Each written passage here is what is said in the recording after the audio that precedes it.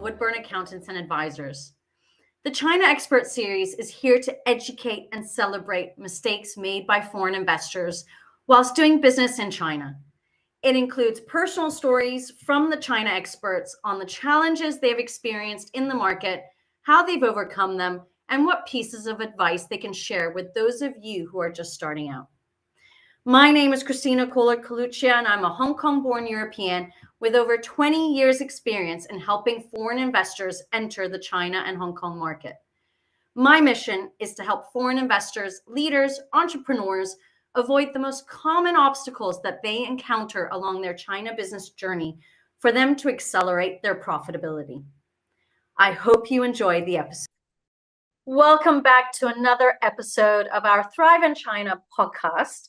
Today, I'm really happy to have one of my closest friends from my days in Shanghai, Anne Guslandi, who was also my roommate in Shanghai. So she can tell you a lot of intricate details about our life and our journey and our obstacles that have popped up, not only on a professional level, but also on a personal level.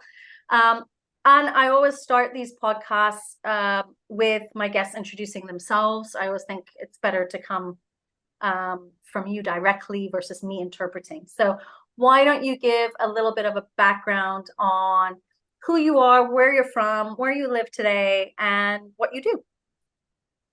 Yeah, hello everyone, and hello Christina. Thank you so much for having me to your podcast. I'm thrilled to be with you today. So what am I doing today? So today I'm a coach. I help expats bring their talents abroad on the personal side and professional side. This is one part of my business. And recently I developed another business, which is more executive coaching, because I really saw that intercultural intelligence is something that in our global world where everyone is moving around and all the cultures, communication and all of that is so blended, and there is a lot of miscommunication. This is an area I really wanted to bring an expertise in my coaching practice. So this really is really picking up. I have more and more clients demanding on this intercultural communication and coaching. Mm-hmm. So this is the two aspects of my business today. And let's start maybe from the beginning. So what brought you to China originally, and when was it? Maybe we give a bit of a timeline. You know what? It's almost 20 years ago. It was in 2003, end of November. So this is how I arrived in China. I found an apartment on internet, and then I left. I was just graduated from my business school, and the adventure was calling. So this is how it started. But why China? Why China? Why China? Before that, I did a 3 months backpacking trip in Vietnam and south of China. And I really like Asia in general. And at that time, we were speaking a lot about Shanghai, and I say, okay, let's go there. Nothing really special. Like, I don't know, just wanted to go there and experience. That's, this city called me. And how long did you end up living there? I ended up living there 12 years. 12 years. But I want to say that when I decided to go to Shanghai, I didn't have a number of years in mind. Well, I said, okay, I go a couple of years, 1 year, 2 years, and it was like an open-ending contract, like in my head. But I never thought I would stay 12 years. But what happened is professionally, it was always a challenge. There was always something new coming up. The global work atmosphere was extremely positive. Like it was test and learn. Like, let's do this. We learn. And if we fail, doesn't matter. We redo again. That was so positive, so great. So So that energetic as well, right? very energetic. So when I was going back to see my family in Europe, my friend, I felt a heavier environment. So I like the energy of Asia. So professionally, it was awesome, and personally, met a lot of friends like you. But we have such a nice group of friends. That was also friendship. It's really what anchor you in the country. Whatever the country is, if you have a good friends around, that's the most important. Very true. Yeah. They become your family, right? So and then what happened is I met my husband, and I had my two kids in China. So both of them are born in Shanghai. So that's why after we decided to leave after when Matteo was 5 and Emma was 3. And the main reason, it was not because we were not happy there. It was really because of pollution. We thought for the kids, it's not the ideal environment because the school was great, and they were super safe. So it was a great environment for them. Right. Definitely. So talk a little bit about your career journey in China. How did you said that you arrived in Shanghai, you found an apartment, but how did you start your career? Newly graduated, and where did it lead you to now becoming a coach? Yeah, that's 20 odd years ago. yeah, it's like when I see where I am today, it's because of the puzzle I actually put in place all these past 20 years. So when I arrived in Shanghai, so I tried to find a job from France, but they wanted to see me the next week. And so I was not in the place. So it was not possible. So at the end, I told my parents, okay, I'm going, and I look for a job there.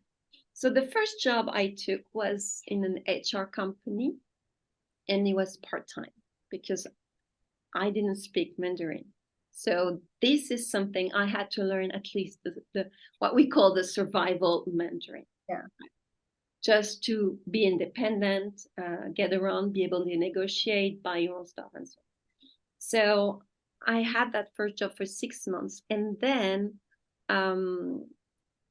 I got hired by a French company to set up their office in Shanghai, in Pudong.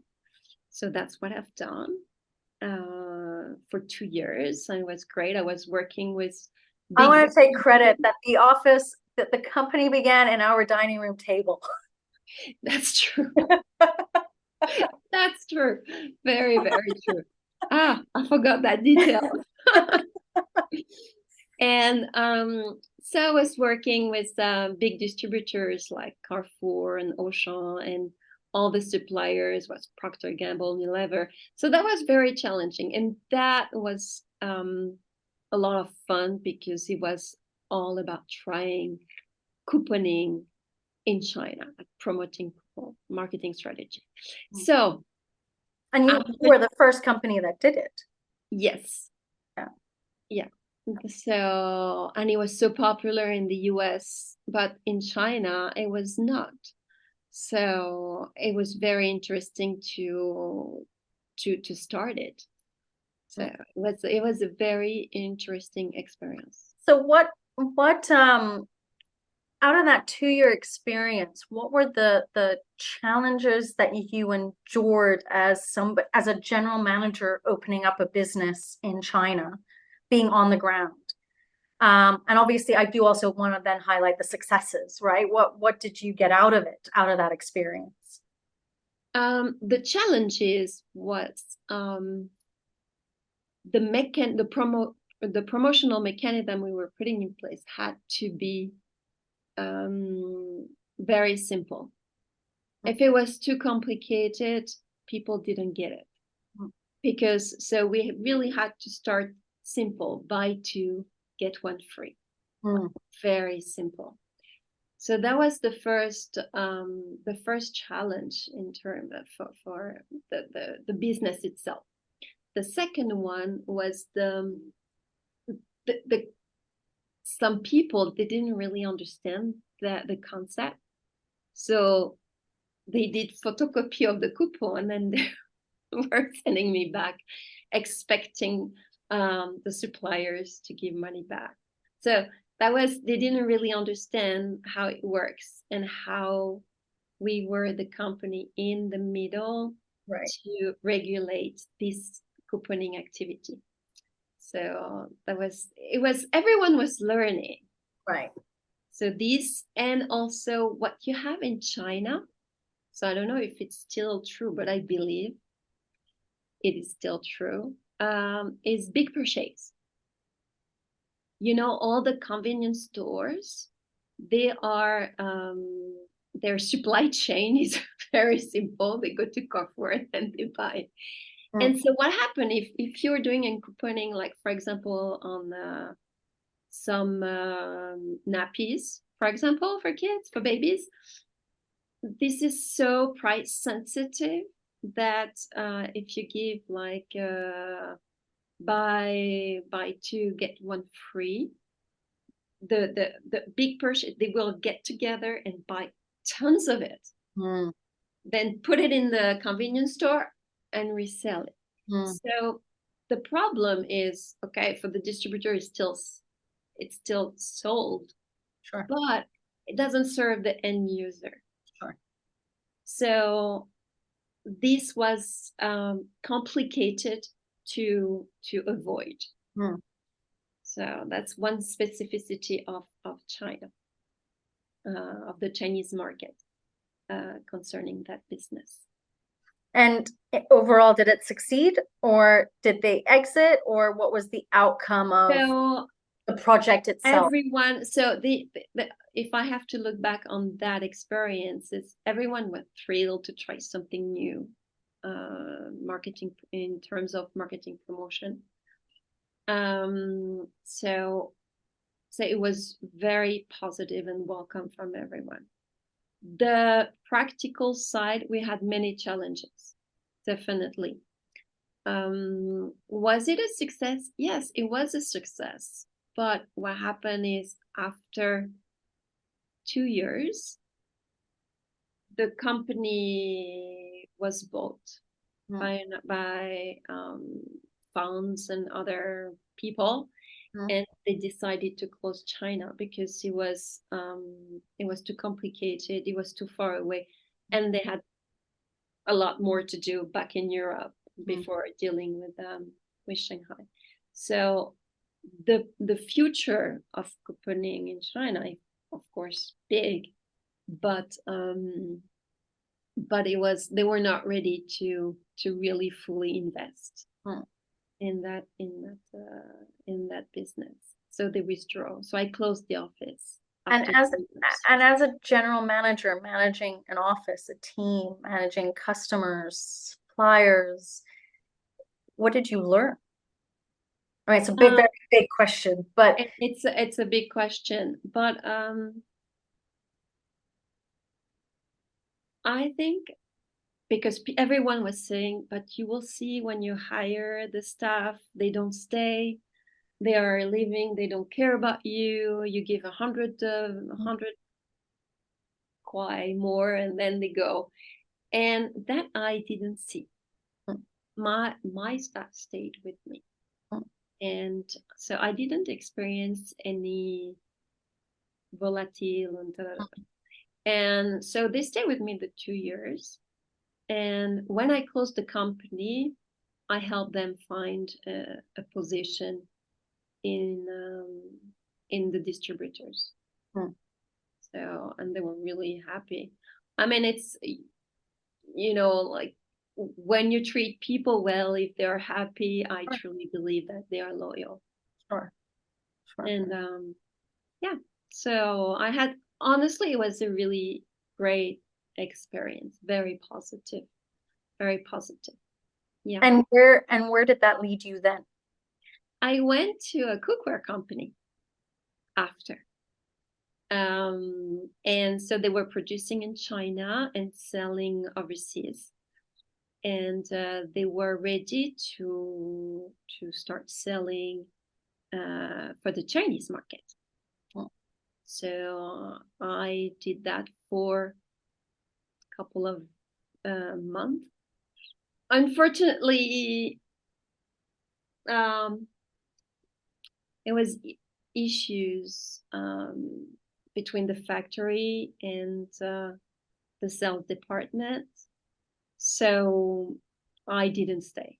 I didn't stay because the challenge was awesome, but the people in the factory, it didn't go well. It was a foreigner, and like he was yelling at everyone. The office was an hour away from my home, and I was like, I'm in China, not for that painful situation. So I kind of say, you know what, I'm gonna find something. So did that experience in the end teach you what does not work in China? In that What company, doesn't was work there in a lot of China? was It's there not only high in turnover it's not too, on. or Sorry. was there also high turnover of staff with having that type of dynamic?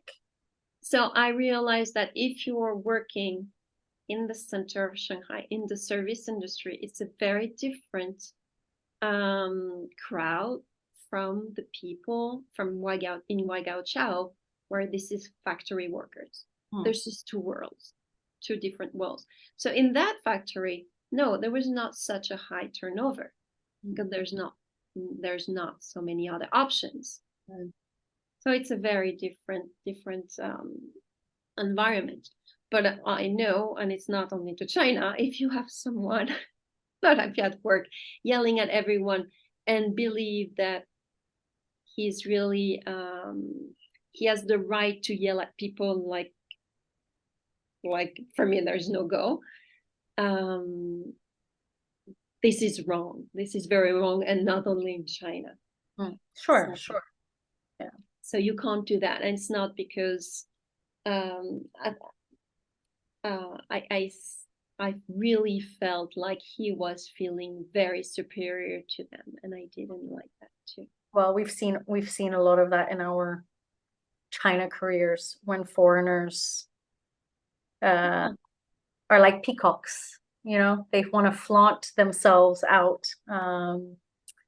Yeah, and today when I with all the cross-cultural training I had, I mean, there is the way you adapt to a country is really, you have this part of being humble and consider others as Yeah. equal. Yeah. That's really important. I think for me, the key has always been I will never know more than my local staff because I'm not from there. You need them. Otherwise, your business doesn't thrive or survive, Exactly. right? You can't stay in the bubble. Exactly. Exactly. If you really want to adapt to the country and feel the vibe, feel the business, feel what's going on, you need to be integrated. Yes. And that's true that the language. I will give your boss a bit of credit. I think the issue is amongst a lot of foreigners in China is the amount of pressure they're given by their headquarters. It's up to them, that individual. Do they then turn and say, I'm humble. I'm leading this team, but I don't know everything. I need the support of my teammates to help me achieve the goals that are being set by the HQ, and I remain humble and nice and fair and equal? Or do I take the attitude of I'm better than everybody else because I'm in this role? I have pressure behind my back, and therefore I'm going to treat everyone.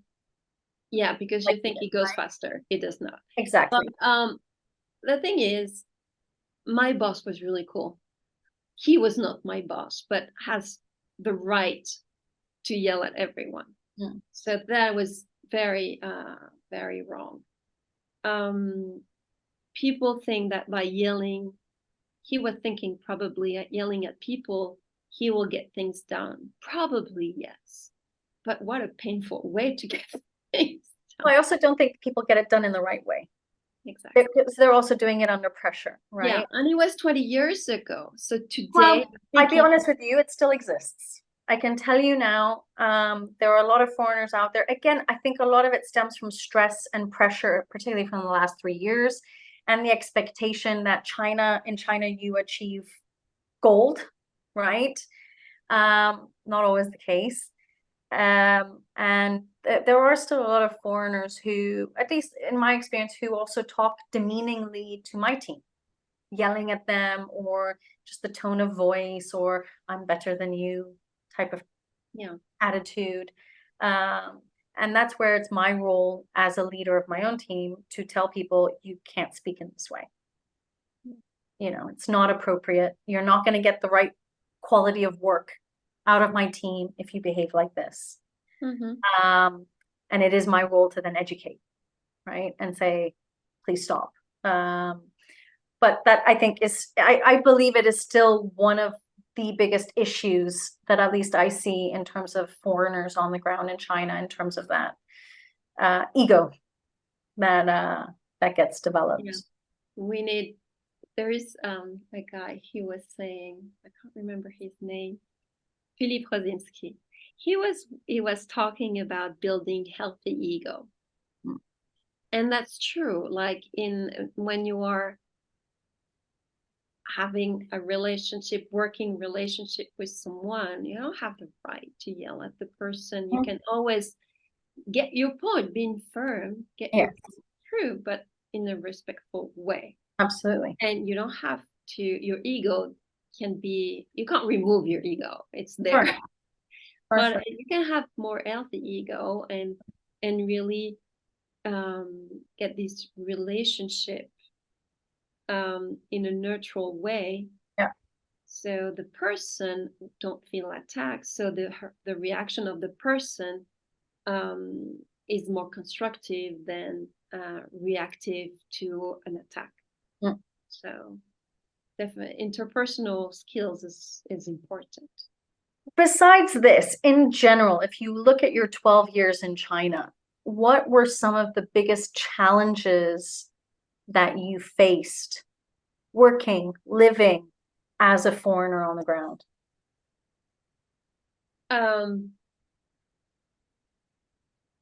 Challenges, the biggest challenges were mostly cultural. But like in terms of communication, you say something and you get a very different result. At that time, I was not a coach. I didn't know what I know today. So I always jump to the conclusion and say, what was not clear? Like for me, I was super clear and it was their fault. Okay, so now I know maybe there is a midway. The challenges were really about communication, to be honest.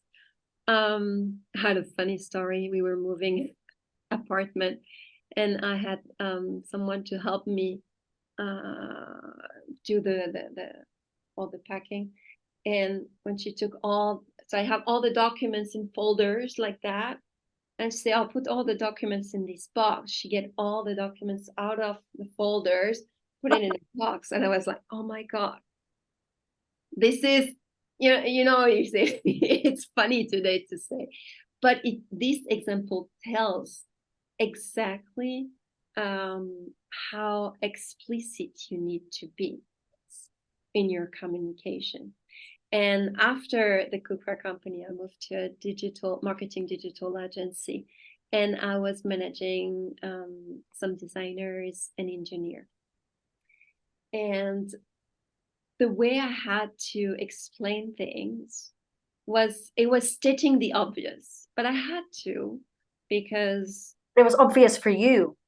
Obvious for me. Yeah, not necessarily for them. Not for them, but because in their culture, okay, this is now me talking with what I know today, but in their culture, there's a lot of implicit way of reading things, and so they always look for what was your meaning, and sometimes I had no under meaning or whatever. It was just, no, I want a red car, red, this number of red, red car.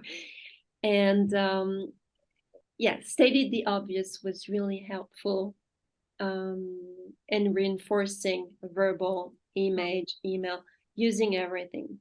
I think that something, it was challenging at the beginning, but after I got used to being Becomes part of your day-to-day conversation, right? Yeah, I had to adapt. Yes. And this is very, very important, to adapt to their communication style, to become agile with that. So, yeah. Very good point. Any other day-to-day challenges? I mean, I will say probably after 12 years, your day-to-day becomes normal. But as you are getting used to living in China and working in China, what are some of at the beginning, not speaking the language was really big challenge. Yeah, I agree.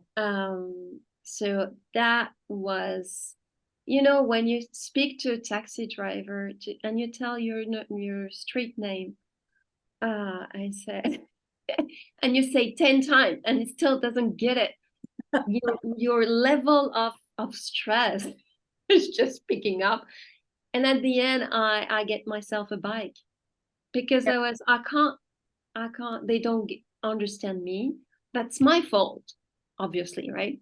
So I was, okay, so I give myself some time to learn to speak better.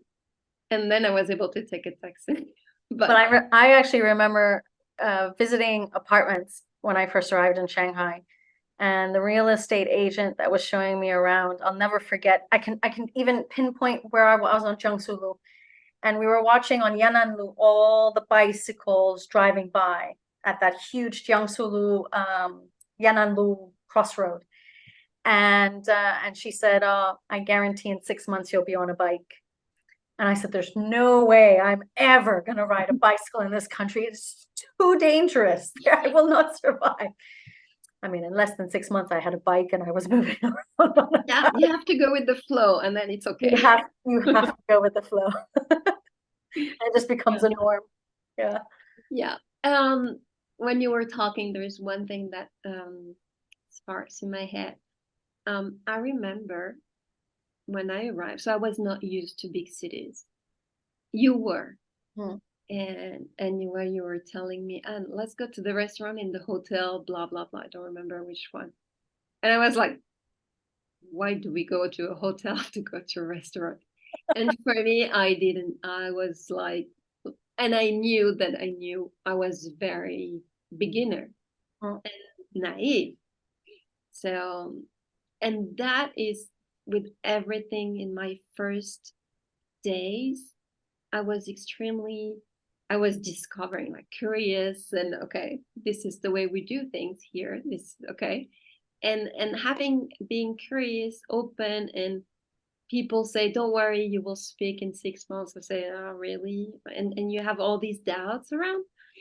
And then you see that slowly every day you get closer to your goals, understand how it works, being more independent, and understand, the social do's and don'ts. And there is also one thing. And just to highlight, in Asia, some of the best restaurants are in hotels. So that's why. That's true. That's very true. And no, I wanted to say something. Oh yeah, because we arrived in 2003, and after that, it was really, I mean, a booming of Shanghai. So every week we were going from opening to opening. Yes. Like we had like 3 opening in a night. Yes. So all the Moganshan area, the artist area today. Before it was factories, remember? Yes. And And so we went to the first opening in Moganshan, and I remember this, like the way people doing, like, that's what you read in a book, like, oh, they give the name card like that, and I could see it, and I didn't have name cards, and I was, all of this after you make your name cards, you do this, and so you do the right thing, like I would be scanning your QR code on your WeChat. now, yes, you're scanning the QR code. Yeah. But, it was all this networking that I was like, what do I talk about? And so many people are scared about networking. At the end of the day, it's a gift one of thing, chit-chatting, right? huh? It's a gift, the gift of chit-chatting.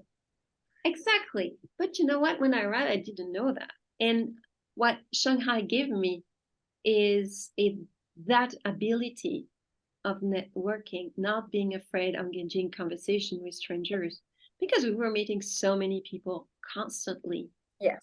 So and going from one group to another group, you go to a networking event, which all the chambers of commerce do, or your consulates will do, or even just your business will organize networking events, and you literally go from one group to another group to another group, and somehow you always find something to talk about.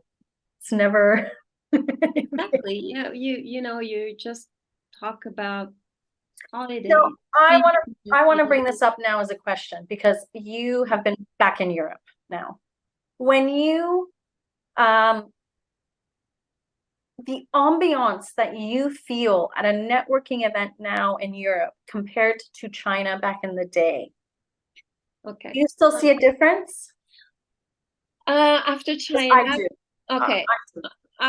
After Shanghai, we moved to the US in 2015. And I've done a couple of networking there. And I realized, if you don't have a title, you're not worthy of talk. So that was it was in New York. That I really felt, like people The were judgment. judgment, like, why are you talking? It's not human to human talking. In China, it was a lot more spontaneous, natural, and okay, tell me your story. Why do you here? Yeah. But it was a lot more fun and no stuck up. So people were accessible, let's say. You could talk with anyone. Absolutely. And that I really enjoyed. And for me, I was not And it impressed. didn't matter the age of the person either. It doesn't You matter. could talk to a 50-year-old who's been in China for 30 years, or you could talk to a new graduate or student that has attended the event. It doesn't matter. Exactly. Yeah. Exactly. And I was not impressed by a title because people were so accessible and honest with their story, like human talking to human. And that I really appreciate. When I was in the States, I felt, okay, the vibe is very, very different. You had to prove something. Yourself. So it was a very different vibe. And now in Switzerland, I arrived in Switzerland in 2019, so just before COVID. So I had my first years were a little bit not. I mean, like everyone, it was a bit special. But now, like since 2 years, so for networking, I found a nice group of women entrepreneurs, very open, genuine. Actually, it's called genuine women, but they're really strong on their value of being open. We help each other and all that. So this networking is really nice. I went to other networking here in Switzerland. The vibe is different, but it's still nice. I mean, there is a real human connection. So that more in Switzerland than the US. I definitely not feel the US. Let's say New York, because it was just New York. I definitely feel generally speaking in Europe, and I don't pinpoint a specific country, that it's quite reserved. People are reserved. And I don't know if it's GDPR regulations, or I don't know if it's what actually specifically it is, but definitely there is no exchanging phone numbers, there's no exchanging name cards. There's much less of this connection, I will say. Or, you can go to a networking event, but I think obviously the point is that you maintain that connection outside of the networking event and bring it outside of the event. And I think that is the tricky part about Europe, is that it's not as quick as it is in China. Yeah. Fully agree. It takes lots of time to build friendship. Because, I mean, in China, we were all building friendships and looking for it. In the US, they already have their friendship. Yes. Their friends. They're not expecting you and probably not ready to make space for you. And here in Switzerland, it's the same. I mean, they know each other from birth.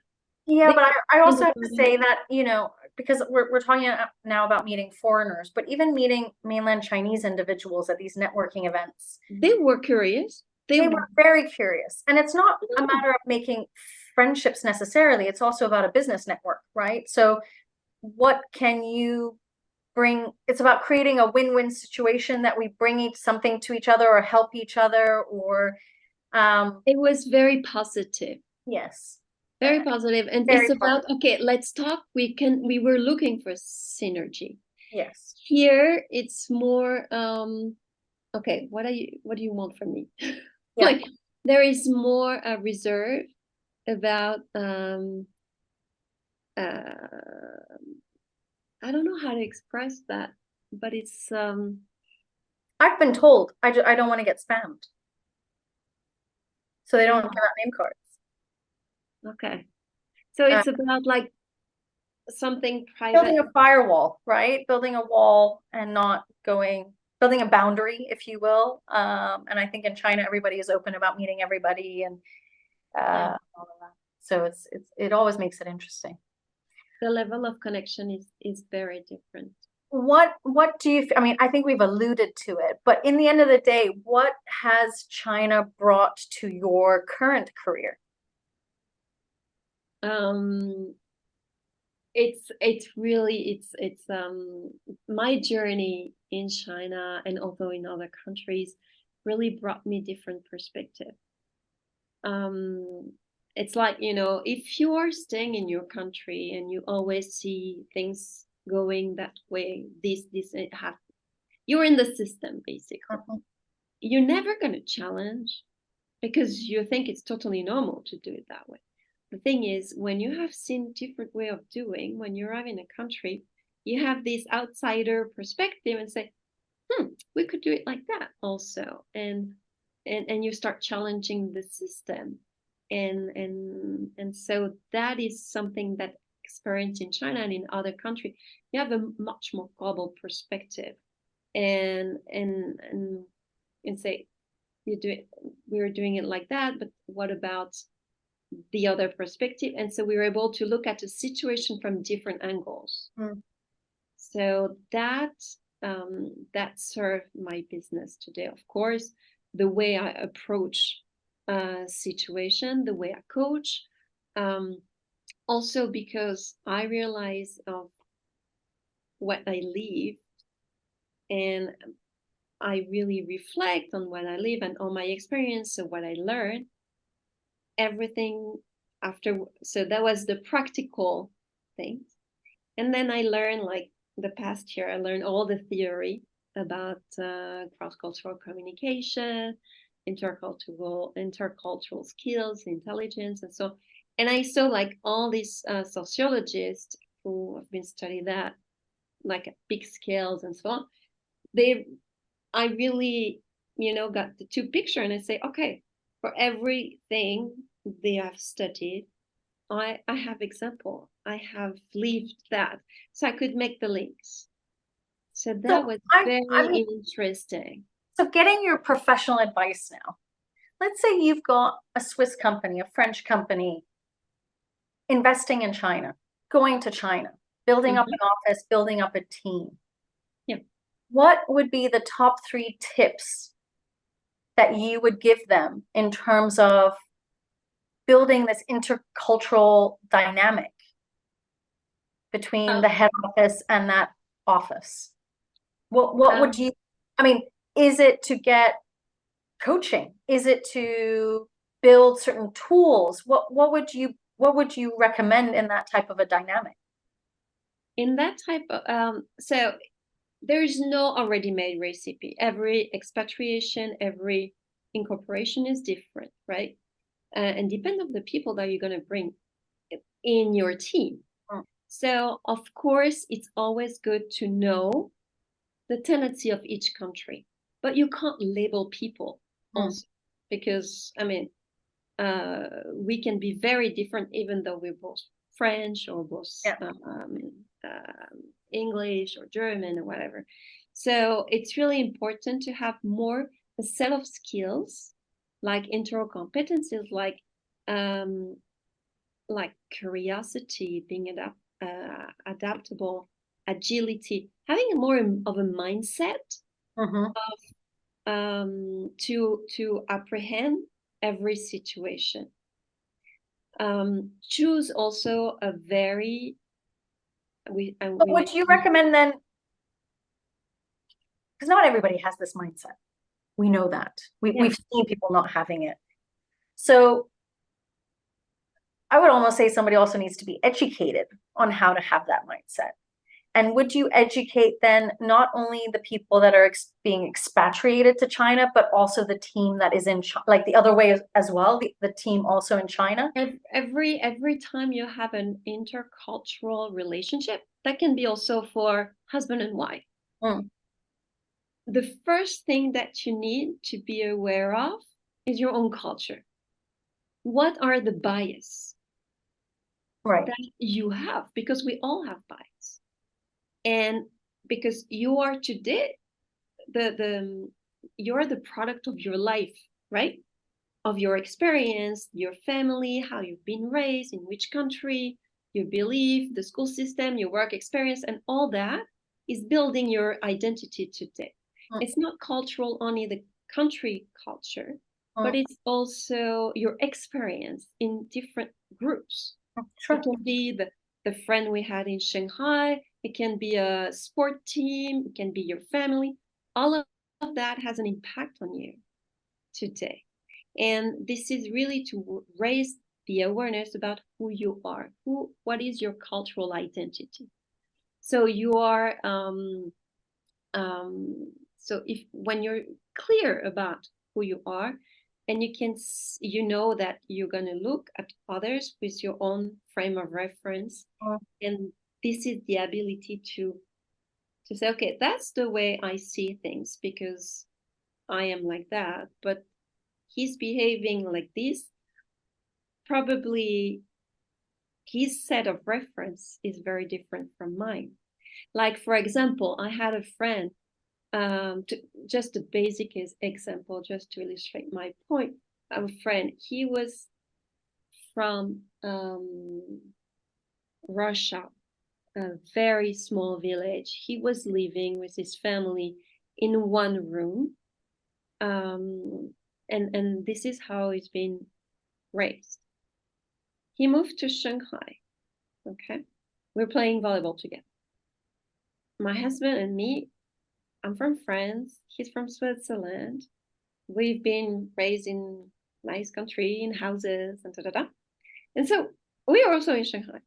And one day we had a discussion about Shanghai and say, what do you think about Shanghai? And he said, that's the best place on earth. I've achieved so much here. And it was like telling, like, Shanghai was amazing. I know it's amazing, but with frame of reference was drastically different from his perspective. He can have an apartment, several rooms, great career. He met his wife. I mean, everything was like 180 degree. For us, that's a nice experience, but we know that in Europe there is good things as well. Yeah. We leave everything. We leave something else before. Right. So it's important to always have in mind that the way we see things is according to our frame of reference. So I'm just going to bring out a debate right now. When we moved out to Shanghai in 2003, China was talked about in a very positive light. Yeah. And we wanted to go. It was like a cool thing to do. Yeah. Now, obviously, after 3 years of COVID and everybody blames China on COVID, the attitude towards China has changed. Would you have moved now? You've got a bias, right? You've got people influencing you. You've got the media. I mean, when I think about 2003, right, my frame of reference was Hong Kong. Obviously, there were a lot of biases around me, and Shanghai was the next place to go. If I had that same media attention or talk, and in fact, I just got off the phone with my brother who's based in Hong Kong, and his frame of reference right now is China is bad. I don't know if we would move. Yeah. Right? It's the problem is one moment in time that you see that right now. You really, and this is where it's important to step back and really get a global perspective of where you want to go and what you need to do to achieve that. If you are just making a decision about one moment in time, I think it can mislead you. But I also think sometimes the biases themselves can mislead you. Totally. Because I think when I moved, at least, and I say from my experience, right? When I moved to Shanghai, although it was really tough the first few months, as it is wherever you move in the world, the experience itself was 100 times better than I would have ever anticipated it was going to be originally. And that's why we stayed, because it was so much better than we had anticipated. You know, I also thought I was not going to be in Shanghai forever. I thought 1, 2, 3 years maximum, take off the business, go back. But you stay because you love it and you enjoy it. And I think nowadays, if there are people and investors out there who are thinking about China and all they're seeing is this negativity around them, go and see for yourself. Experience it also firsthand before. Yes, because what happened is, for me, if I go now, I will compare. From one time to another, yes. From one time to another. But if someone never been like that, he will have a total new look on it. Yes. And a very new experience. So I think what's important here is to manage expectations. Also. So if you have too much expectation, I mean, when we move abroad, we often what we have imagined and what's happening, and there is a big gap. So if you're managing your expectation and say, I want this, and that, or I would like, or I want, but I would like to experience this, and that, and don't expect too much, then you can only be nicely surprised. Sure. If you are, it's like, you know, like Switzerland is oversell, and when people arrive here, they say, "What? Nobody told me that."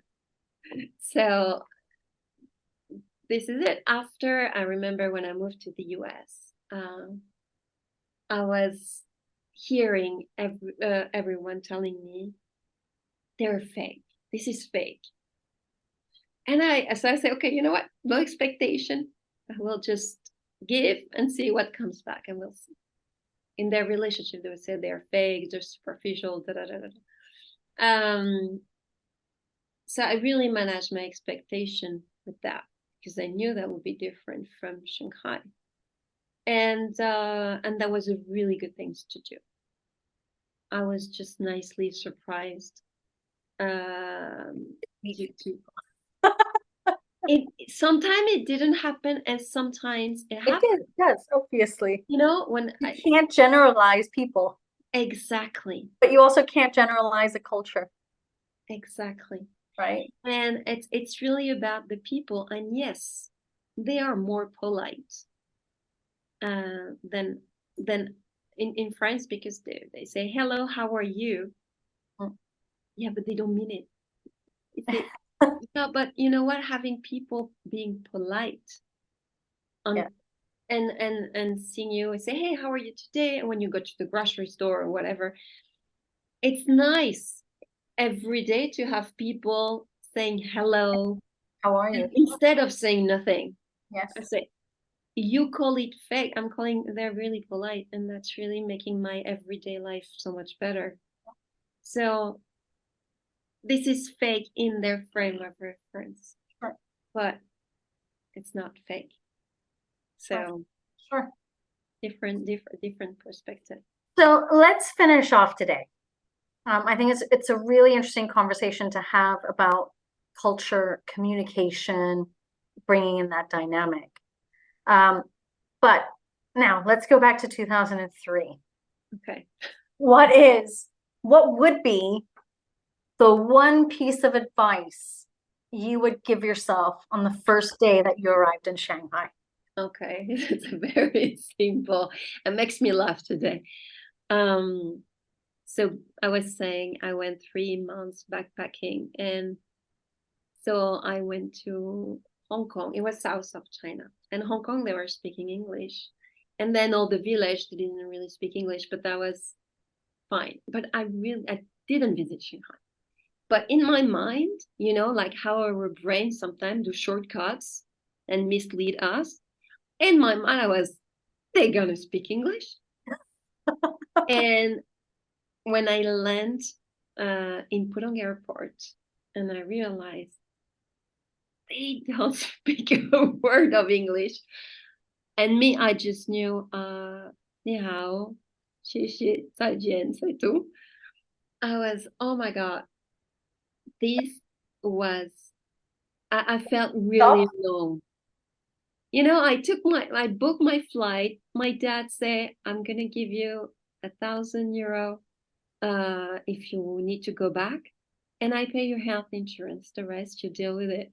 So I arrived and I said, oh la la. And that's why I decided to take classes right at the beginning, because I was calling everyone to say, can you speak to the taxi driver? Can you do this? I felt so like dependent of other people. I was like, no, this is not possible. And, but I choose. So that was one piece of advice. If you're in that case, don't choose the afternoon classes, choose the evening classes, because who took the evening classes is actually the people who work, It's and true. potentially the one who can offer you a job. My first job offer came from one guy there. Listen, I didn't take it, but I had a first job offer from a guy there. That's right. I actually only took evening classes because that would fit in my work schedule. Yeah. Um, and So yeah, language is, you know, like 3 years ago, I asked my kids, because my kid speaks 3 languages today. I mean, 3.5. And one day I asked them, I didn't give any context, but I asked them, what is your superpower? And both of them at the same time said language. Because when we were in the States, we had our secret language. mm, Like if I had to tell them something about the behavior in this, but I didn't want the others to understand, I was saying in French. And he said, okay, like this. And then, but he was not then, you know, when you do a comment in front of others, you can feel really embarrassed. And I always avoided that. Yeah. avoided that for them, and give them tips and all that for how to interact with others and say sorry and this and that, you know, all the educational part. But with the other not noticing it. So, and I think they really appreciate having a secret language. They don't have a secret language anymore here because most of their friends speak English, but or Italian. But I like that tip. I like that tip a lot. Like, go to the evening classes. That is actually where you're going to network and meet people. You kill one bird Absolutely. with two stones. No, is it the Oh, two birds with one stone. Yeah, two birds with one stone. See, this is my Chinese training skill interpreting what people say. Exactly. You know, it's a lot about when I was in this taxi telling him the name of my street 20 times, I was like, why does he even try to guess what I'm saying? And and actually I think he was just not trained to No. guess. Yeah. You say right or you say wrong, and that's it. Exactly. And having that when people are saying something, trying to question, to make it very clear, to try to understand someone else. So you don't need language, because I'm from France, and the way I've been raised about language has to be perfect, no mistakes, and so on and so on. The way I learned Chinese, I didn't know how to write the characters, just talking. It was not perfect. It was mistake, but I was able to have conversation. I was able to communicate with others, and I really felt. And today is my Italian. I'm learning with the kids on the ground. I don't take classes, but the fact to learn a language like that, you're not looking for perfection. You're looking for interaction, and a language is more about building relationships than being perfect in the language. And probably today, I've done many mistakes, but you got my point. We got your point. We got your point. You know, I always think that, especially in a place like China, where it is a completely different language, you probably, as a newcomer to the country, even as a new visitor, or you're going there on a business trip, you don't realize the pleasure that another person has when you just try to speak and say ni hao. They're really happy. The pleasure that they get from it, that you tried, because they know it's a complex language. Yeah. Right? It's not something that's easy and fluid and fluent. And, or, you know, I mean, unuse the basic three ones. Ni hao, xie xie, cai jian is perfectly enough to put a smile on anybody's face, and make them feel like you want to interact and that you want to socialize. So I think that's great. So the tip is, obviously take language lessons, but the second tip is take the evening classes if you do want to network. Yeah. And I think it's a fantastic tip. So, Anne, I want to thank you so much for joining us and for participating in our podcast. Thank you for having me. Hopefully we are pushing people to thrive in China, and to avoid the most common mistakes that we made back in the day 20 odd years ago. When we first and it's okay to make mistakes. That's fine. You know what? I find also humor is the best way out if you're doing a mistake. You know, it's always, in France, everyone is kissing to say hello. And sometimes it was automatic and I kissed. And the person was like, what's going on? And I was just saying, okay, I'm French, I kiss. And we were all laughing, and that's okay. Yes. That's okay. Okay, I wouldn't do that in a business setting, but in a personal setting, it's just humor is okay. I mean, the amount of times that Anne and I have gone for drinks to go through the pain points of living, working in China, and we always ended up laughing and giggling because of the absurdity of some situations that occurred. Mm-hmm. And I think those that love China, survive in China, thrive in China, are those who laugh at the absurdities that can happen On the Yeah, way. the Right. very surprising situation to end it up. Like when I was backpacking, I arrived at a river and say, now you have to cry, say, where's the bridge? And there was no bridge, and there was not a problem. We stayed there for an hour and just waiting for a bridge. And then there is monks there. They rent a boat. I say, come with us. Okay, we come. and that was okay. Take it easy. Yeah, always a solution. There is always a solution. I don't know how come, but there's In always China, there's always a solution. yes, always. You find always a solution. A perfect way to end today's podcast. There's always a solution. Exactly. Have a wonderful day, everyone, and thank you for joining. Thank you. Bye. If you enjoyed this episode and you'd like to help support the podcast and or the YouTube channel, please share it with others. Post about it on social media or leave a rating and review. Now, can Woodburn help you?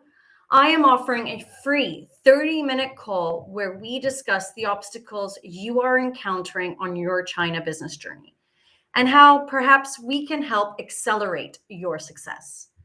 The link to my diary is in the show notes. I look forward to speaking with you.